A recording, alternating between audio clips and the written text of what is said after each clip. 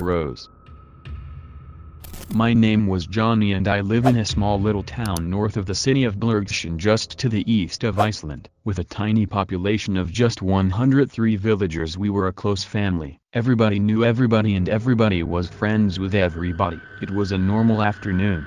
Me and neighbor little Susie were playing in my backyard when a crow appeared. We never seen a crow before. I've read about them. They're kinda like vultures, scavenger birds but smaller and well, black. Susie was entranced by it, having never seen a crow before. When she got closer, the crow freaked out and started flying around, squawking loudly and started pegging Susie's head. At this point Susie was freaking out.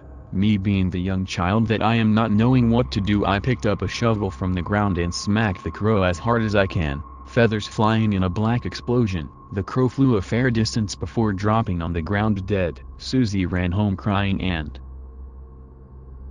bleeding. The next morning the crow was gone. In its place, however, were two crows, eyes burning in hatred, ready to attack anyone that got close to it. At first it was just these two, but as days gone by there were more and more. Soon they've become unavoidable and are forced to be put down as they would start attacking people. I was sound asleep one night when I got awoken to sounds of people screaming and shouting, talons tapping on my windows, wings flapping and the squawking. The squawking was deafening. I opened my curtain and witnessed what I can only describe as a crow storm. The crows are going on a full-blown murderous rampage. They were aggressively pecking the villagers, flying high up and diving down on them. The villagers are trying their best to protect themselves while fending the crows away. Soon I heard glass breaking. The crows have broken into people's home and diving in. People running out of their home only to be pecked by the crows.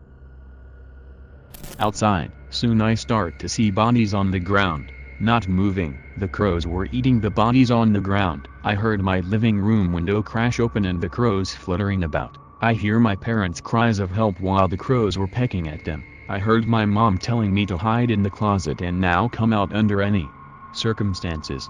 She told me both mommy and daddy loves me before they ran out to bring the crows out of the house. That's when I saw it.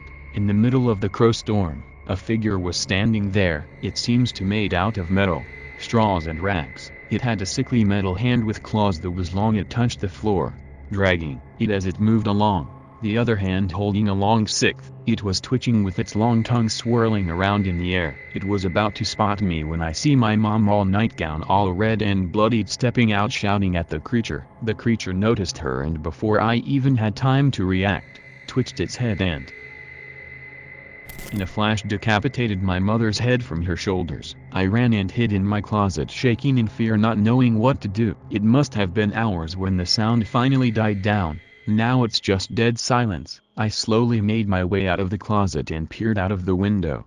The crows were gone and so was the creature. I slowly made my way out of my front door into the town. It was a massacre. Bodies and feathers littered streets. I can't find my parents among the bloodied, pecked out bodies all over the place. As I kneeled on the floor in loneliness, I began crying, all alone and frightened. What was a child like me supposed to do now after witnessing such a nightmare unfold? As I sat there weeping silently, I looked into the distance and I see the crow storm heading into the city, a black mass making its way to a fresh feeding ground. My only hope is the world can kill whatever is leading those crows and rid it before sometime like this happens to another innocent child.